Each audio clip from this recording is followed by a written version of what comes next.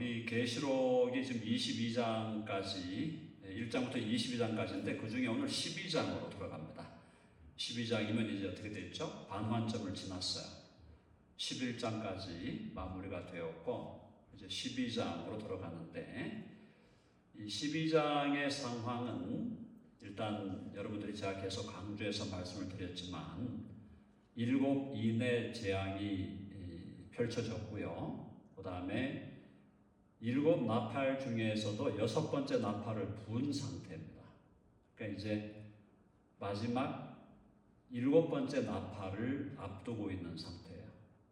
7번째 나팔이 불 때는 7 대접이 재앙이 떨어지므로 적그리스도가 이제 완전 멸망하게 되는데 그 이전에 약간 좀 하울링이 있네요. 네. 그 이전에 지금 마지막 적그리스도의 이 철권 통치가 적그리스도의 철권 통치가 아주 최고조로 일어난 그 시대에 적그리스도는 교회를 이제 핍박하려고 하는 교회가 남아 있는 거거든요. 자, Great Tribulation 대환란을 교회는 통과한다고 말씀을 드렸죠. 자, 한번 해봅시다. 교회는 대환란을 통과한다.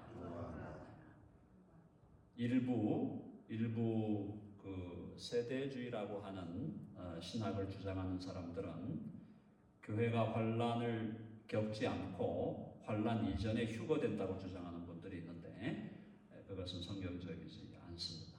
교회는 환란을 통과하면서 그 통과하는 과정에서 하나님의 놀라운 보호하심을 입는다라고 그렇게 기억하시면 되겠어요. 자, 이 상황에서 교회가 지금 적그리스도가 세계를 지배하는 이 시대에 적그리스도는 교회를 핍박하기 위해서 사력을 다하죠.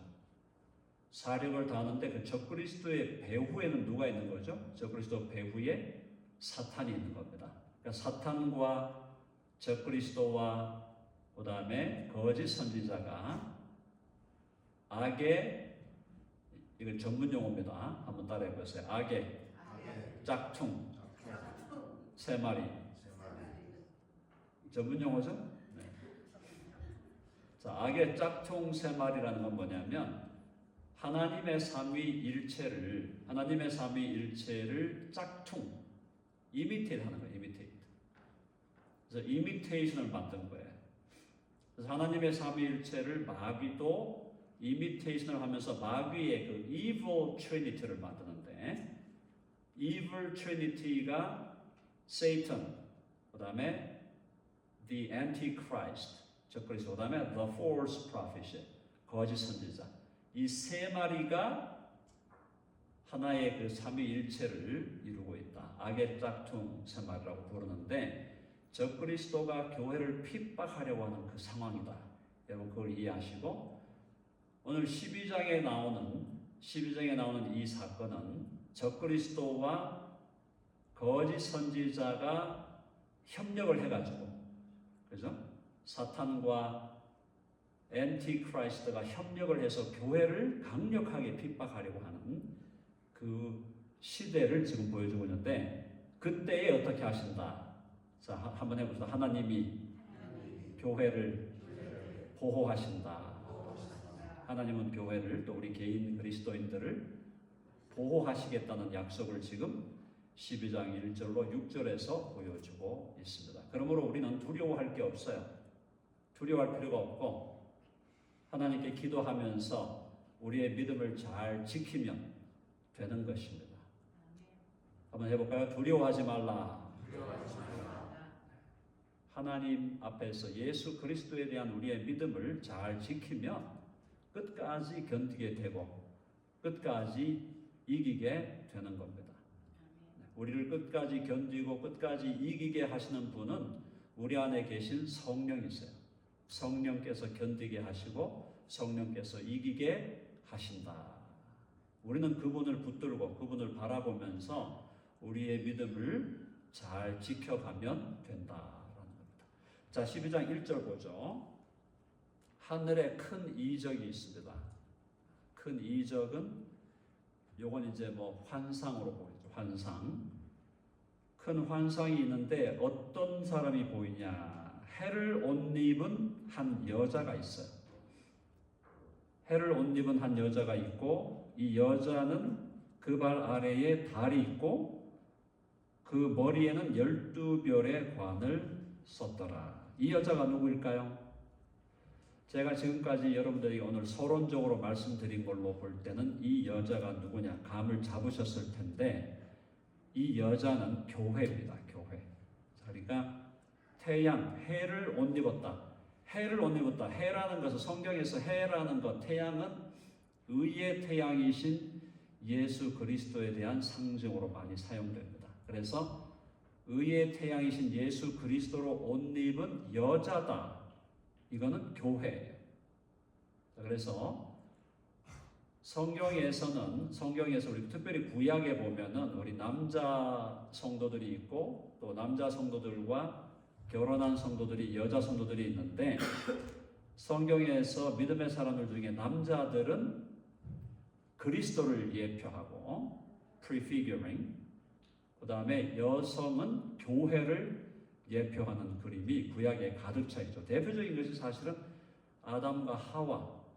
아담과 하와도 아담은 그리스도에 대한 모형이죠. 하와는 교회에 대한 모형이에요. 또 우리 대표적인 또 여성 보아스, 남성 보아스와 룻. 보아스도 그리스도에 대한 모형이고 보아스와 결혼한 룻도 바로 교회의 모형이에요. 아브라함과 사라도 그렇고 이삭과 리브가 야곱이 정말 사랑한 여인은 라헬이었죠. 자, 그것이 이제 구약 속에 면면이 이어져 오는 거기 때문에 이것이 오늘 이 계시록에도 항상 교회는 신랑 되신 그리스도와 함께 결혼한 여성으로 비유가 많이 되고 있습니다. 그래서 여기서 말하는 이 여자, 이 해를 옷 입은 한 여자, 이 여자는 교회다. 근데 저처럼 해석하는 학자들이 복음주의권에 많이 있지만 여기 지금 해를 옷 입은 한 여자, 이 본문을 가톨릭 그 천주교의 신부들이 해석하면 이 여자가 누구겠어요? 상식적으로 누구겠어요? 마리아로 생각하는 거죠. 마리아. 가톨릭의 상식에 의하면 이게 마리아라는 거예요. 근데 뒤에 읽어보면은 이 여성이 또 아기를 낳으니까 이거 뭐 마리아에 대한 건가 이렇게 생각하는 분들이 많이 있는데 가톨릭은 가톨릭대로 자기들의 교리가 있으니까 그렇게 해석하지만 우리는 그 해석을 받아들이지 않습니다. 왜냐하면 성경은 항상 성경 이 본문의 앞뒤 전후 좌우의 컨텍스트를 따라 읽어야 돼요. 왜 여기서 갑자기 마리아가 나오냐 말이에요. 마리아가 나올 일이 없습니다. 여기서는 지금 교회가 핍박을 당하고 있고 적그리스도가 교회를 지금 막 박해하는 이 상황인데 여기서 나오는 이 여인은 성경 전체가 말하고 있는 대로 그리스도와 결혼한 또 그리스도로 옷 입은 교회다라고 해석하는 것이 바르다라는 것이죠. 자, 그래서 이 여성은 한 여자가 있는데 그 발 아래 달이 있고 그 머리에 12별의 관을 썼더라. 교회와 12라고 하는 숫자는 연결이 되어 있죠. 구약교회는 12지파, 신약교회는 12사도, 그들이 기초예요. 그래서 12이다, 숫자가 12이다 하는 것은 교회와 관련된 상징적인 숫자일 경우가 많이 있다. 그 다음에 이 여자가 아이를 낳아서 해산하게 되매 아파서 애를 쓰며 부르짖더라. 지금 어떤 연유인지는 모르지만 이 교회가 지금 해산을 하려고 하고 있는 중이에요. 3절에 보니까 이 교회를 이제 삼켜버리려고 달려드는 마귀가 보입니다. 3절 보면은 한번 3절 읽어볼까요? 다 같이 시작. 하늘에 또 다른 이적이 보이니 보라 한 큰 붉은 용이 있어 머리가 7이요 뿔이 10이라 그 여러 머리에 일곱 왕관이 있는데. 자, 이걸 느낌이 좀 거시기 하죠. 네. 큰 놈인데 붉은 용이에요. 붉은 용 하면은 일반 세상에서는 차이나, 중국을 생각합니다. 그래서 이제 이걸 또 뭐 중국어로 막 해석하려고 하는 분들이 있어요. 그렇지 않아요. 성경을 잘 컨텍스트를 통해서 잘 보셔야 돼요. 여기서 지금 이 큰 용은 누굴까요? 큰 붉은 용, 요건 마귀예요. 마귀, 사탄. 사탄과 마귀에 대해서 성경은 뱀으로 묘사하기도 하고 때로는 용으로 묘사하기도 합니다. 여기 지금 뒤에 나오죠. 우리 그 다음에 나오는 때 이 뱀과 용에 대해서 조금 더 자세히 나중에 다음 주에 또 설명드리기도 하고, 어쨌든 이 큰 붉은 용이 마귀 사탄이에요. 자, 이 큰 붉은 용이 있어 머리가 일곱이요. 머리가 일곱이다. 강력한 권세가 있다 이 말이죠. 그 다음에 뿔이 열이다. 뿔도 권세를 얘기해요. 뿔이 열이요. 그 여러 머리에 일곱 왕관이 있다. 마귀의 권세가 상당히 세다. 그 얘기를 좀 해주고 있는 겁니다. 그래서 권력과 힘이 세죠. 마귀가 물론 우리 하나님의 성경적인 관점에서도 기독교 세계관의 관점에서 마귀는 하나님의 통치하에 있습니다. 마귀가 뭐 지멋대로 움직이는 게 아니죠. 마귀도 하나님이 통치하시고 하나님이 허락하시는 한계 내에서 움직이는 거예요. 그러나 마귀는 나름대로 강력한 능력을 갖고 있는 존재죠. 자, 그래서 이 큰 붉은 용이 있어 머리가 일곱이요 뿔이 열이라. 그 여러 머리에 일곱 왕관이 있는데, 자, 이 꼬리로 마귀의 이 용의 꼬리가 얼마나 힘이 세겠어요? 자, 그 꼬리가 하늘의 별 3분의 1을 끌어다가 땅에 던지더라 이렇게 되어 있어. 하늘의 별 3분의 1, 이 하늘에 있는 별을 끌어가지고 땅에 던진다. 이게 무슨 뜻일까? 여러 가지 해석이 가능하지만 여기서는 제가 택하는 해석은 별 3분의 1은, 하늘에 있는 별 3분의 1은 교회를 인도하는 지도자들이다. 이렇게 제가 해석을 해봅니다.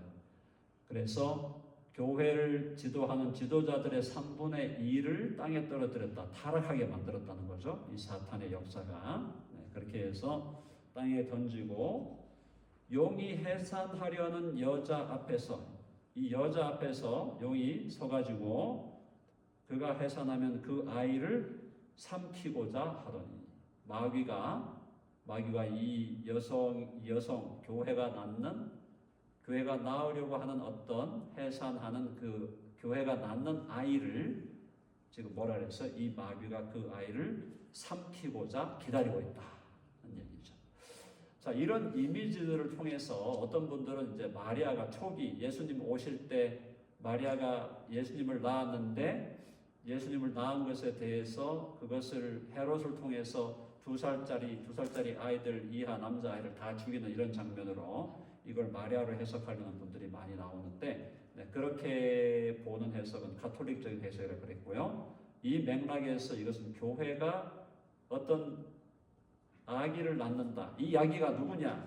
자, 5절 다 같이 시작. 여자가 아들을 낳으니 이는 장차 철장으로 만국을 다스릴 남자라. 그 아이를 하나님 앞과 그 보좌 앞으로 올려가더라. 여자가 아들을 낳았는데 이는 장차 철장으로 만국을 다스릴 남자라. 언뜻 보면은 예수님 같죠?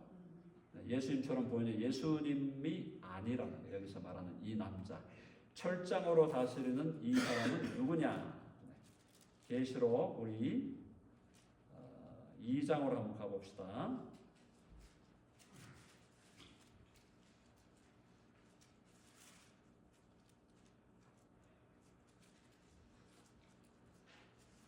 자, 철장 권세에 대해서 우리만, 그러니까 예수님만 철장 권세가 있는 게 아니라 바로 우리 나중에 교회가 그리스도 안에서 철장 권세로 다스린다. 2장 27절. 자, 2장 26, 27 계시록 2장 26, 27을 한번 제가 읽어볼게요. 자, 여기 이제 이기는 자, 교회의 일원으로 이기는 자들에게도 철장 권세를 주신다고 나와 있어요. 2장 26 보면은 이기는 자와 끝까지 내 일을 지키는 그에게 만국을 다스리는 권세를 주리니 27절에 그가 철장을 가지고 그들을 다스려 질그릇 깨뜨리는 것 같이 하리라. 나도 내 아버지께 받은 것이 그러하니라. 여기는 보면 분명히 철장 권세로 만국을 다스리는 권세를 가질 사람들이 예수님이 아닌 예수님을 믿음으로 예수님과 연합한 교회의 일단의 성도들이다라고 분명히 2장 26절과 7절이 밝히고 있는 거예요. 그러니까 여기서 지금 그러면 계시록 12장에서 여기서 말하는 이 지금 컨텍스트에서 교회가 아기를 낳는다라는 것은 예수님을 낳는다는 게 아니라 이것이 종말론적인 표현으로 교회가 끝까지 믿음을 지키면서 마지막 그리스도와 함께 철장으로 만국을 다스릴 참된 믿음의 사람들을 낳고 있다라는 것으로 해석을 해야 된다는 겁니다. 네. 이런 해석을 가하기 위해서는 어느 정도의 신학적인 조금 이런 감수성이 있어야 되지만 중요한 건 뭐냐? 갈라디아서 4장에 보면 교회는 모든 성도들의 어머니다라고 말씀하고 있어요. 한번 해볼까요? 교회는 모든 성도들의 어머니다.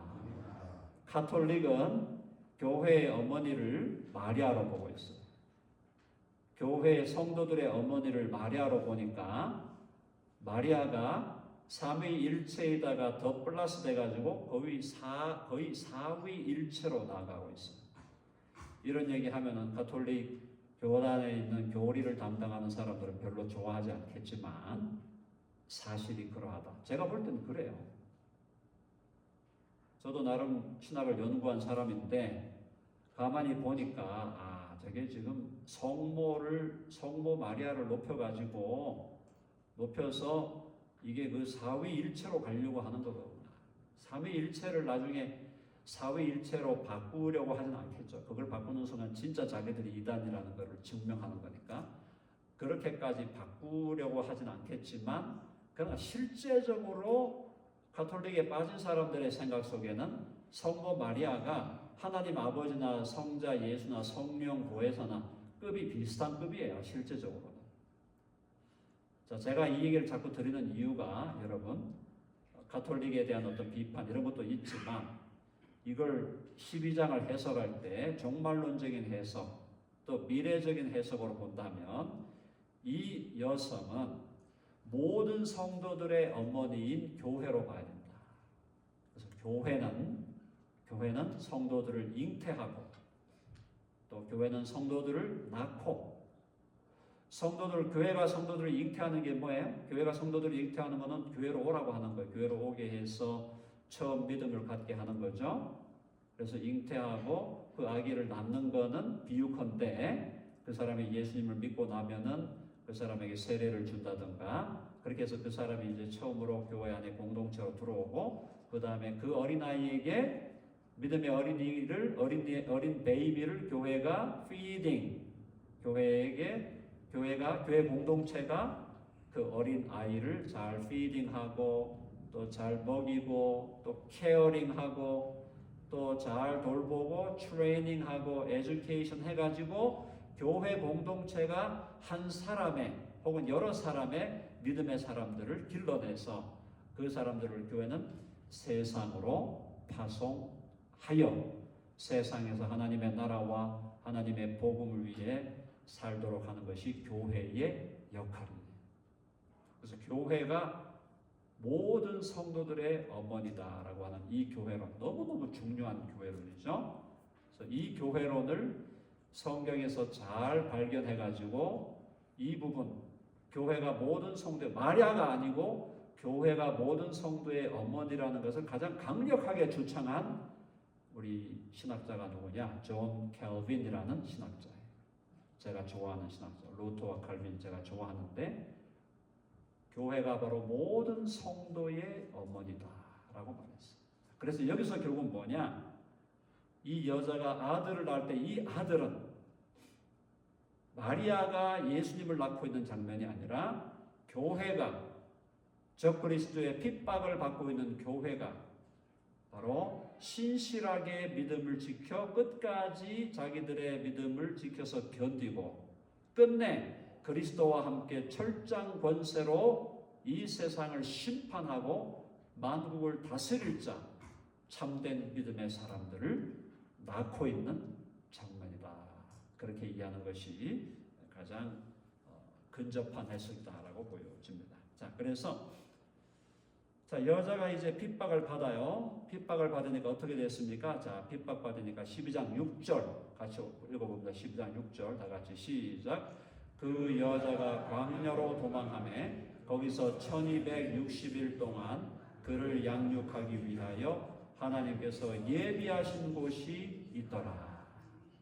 1260일 한때 두때 반때 3년 반.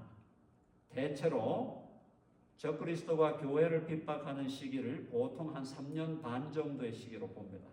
3년 반 정도의 시기 동안 혹은 그보다 좀 더 짧은 시기 동안에 적그리스도가 강력하게 교회를 핍박하려고 할 때, 완전히 말살시키려고 할 때, 그때 하나님께서 교회를 어디로 도망가게 하느냐? 광야로 도망가게 해서 거기서 1260일 동안 그를 양육한다, 보호한다 이 말이에요. 교회가 하나님을 보호하고 하나님께서 그들을 보호하기 위하여 하나님께서 예비한 곳이 있더라. 하나님이 예비처, 하나님께서 교회를 위한 예비처를 마련해 주시고 교회가 그래서 광야와 예비처, 광야에 있는 예비처를 준비하시고 그 예비처에서 교회를 3년 반 동안 1260일 3년 반 동안 교회를 잘 보호하시고 또 지켜주셔서 적그리스도의 핍박과 적그리스도의 박해를 교회가 잘 견디고 이겨내게 하신다라는 것이 오늘 12장 6절에 나오는 하나님의 약속입니다. 자, 결론은 뭐냐? 결론은 교회는 덴버 드림 교회, 우리 교회가 한 개개인의 성도들이 하나님께서 참 신비한 거죠. 하나님은 한 사람 한 사람을 개인적으로 부릅니다. 개인적으로 불러요. 신 앞에 선 단독자예요. 키엘 케골이라는 덴마크 철학자가 말했죠. 모든 인간은 신 앞에 선 단독자다. 믿는 사람은 다 단독자다. 신 앞에 선 단독자, 하나님 앞에 선 단독자로 하나님이 세우고 불러 세우지만 이 단독자는 결코 혼자 살아갈 수 없다. 반드시 교회의 일원이 되어서 교회 공동체로 모여서 교회 공동체가 그리스도의 신부가 되고 그리스도의 몸이 되어 유기적인 공동체, 올게닉한 공동체로 교회를 하나님이 만들어 가시고 교회를 계속 자라게 하신다. 그러니까 하나님이 개인을 부르시는 건 너무나 철저하게 개인주의죠. 개인을 부릅니다. 그리고 그 사람 개인의 구원은 그 개인의 신앙 고백에 달려 있습니다.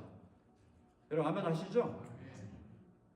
나 개인의 신앙 고백에 의해서 천국 가는 거지 내가 속한 교회 공동체가 이런저런 고백을 했으니까 저는 그냥 거기 딸려서 갑니다. 이건 안 된다는 거예요. 저는 믿음이 약하고 뭐 희미했지만 그래도 제가 덴버 드림교회 성도가 되어서 열심히 했는데 좀 봐주시죠. 이게 안 통한다는 거예요.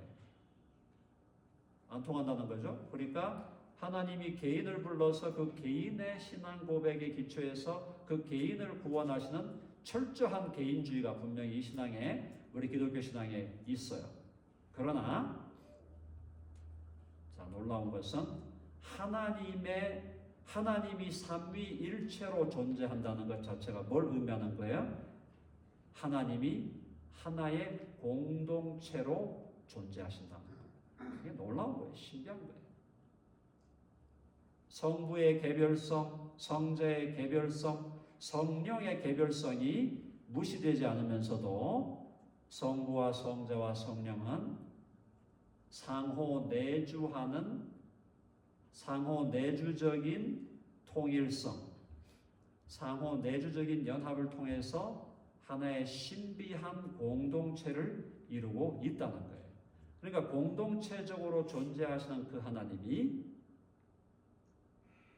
개인을 불러서 구원시키셔서 끝내 교회라는 공동체를 형성하여 그 공동체와 더불어 하나님은 영원히 거하시겠다라고 하는 것이 하나님의 계획이다.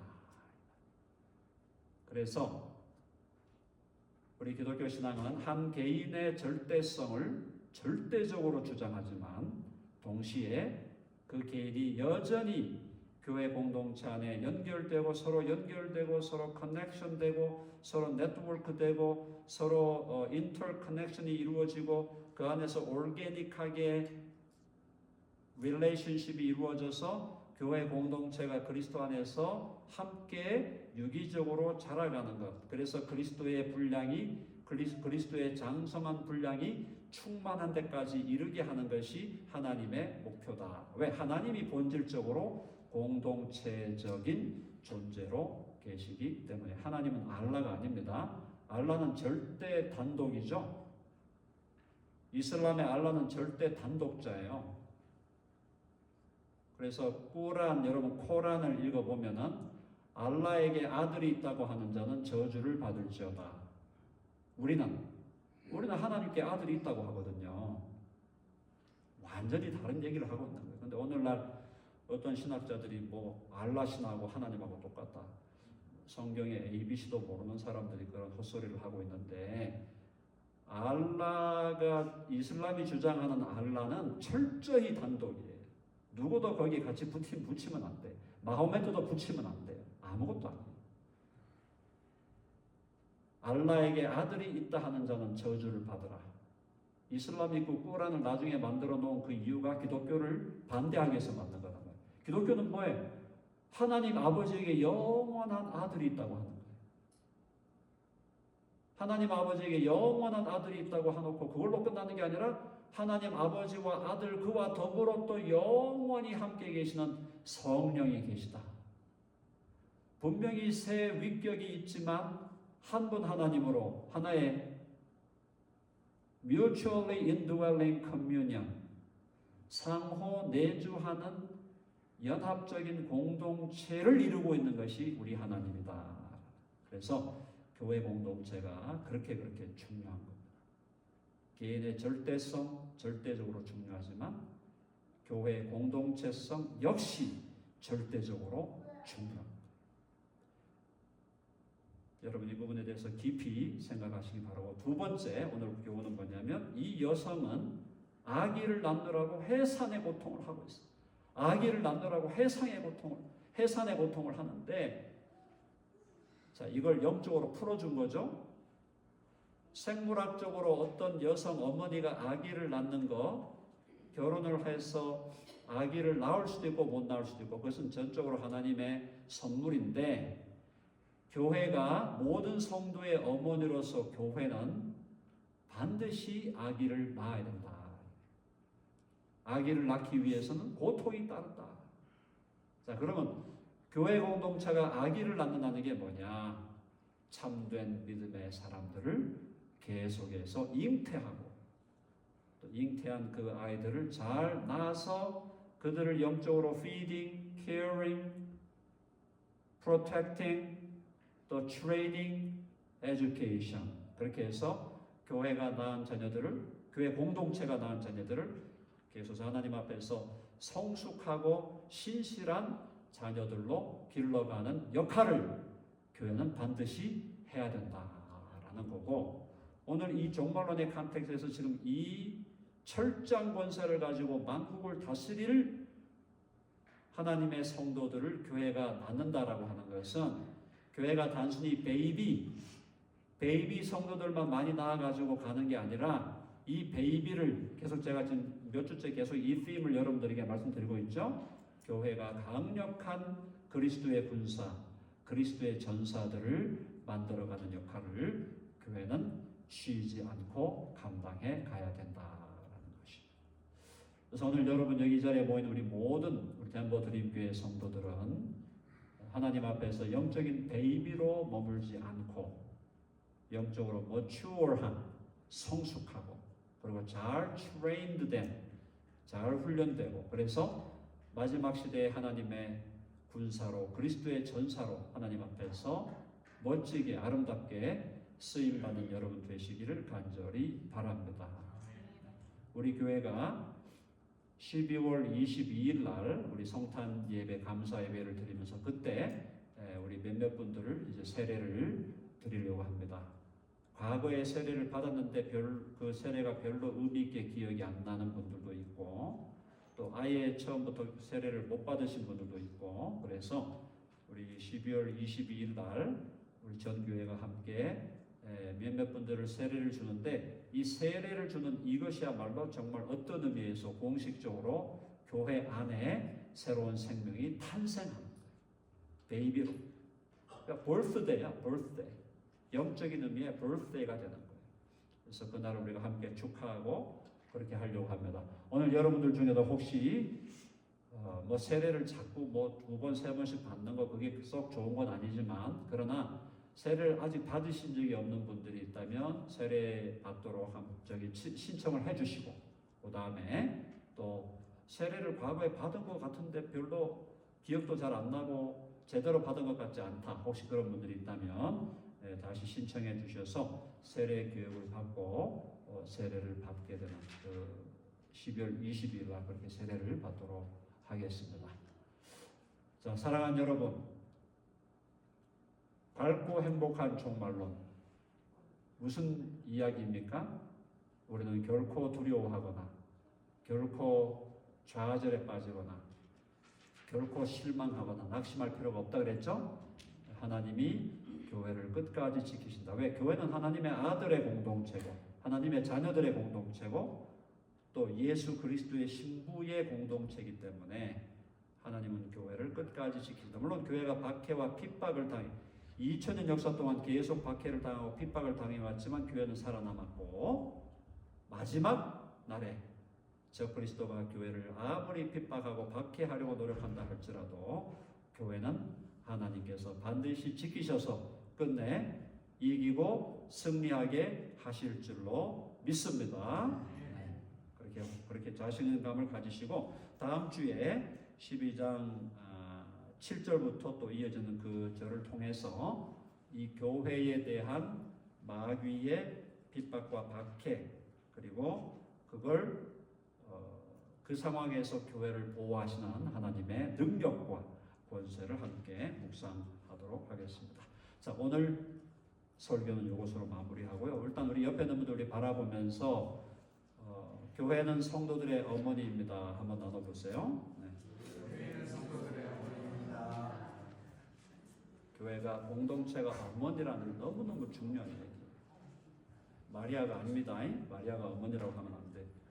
교회 공동체가 성도들을 잉태하고 낳아서 기르고 훈련시키는 주체가 된다는 것 꼭 기억하시고 우리 덴버 드림 교회가 거룩한 어머니로 영적인 어머니의 공동체로 계속 자라게 되기를 간절히 바랍니다.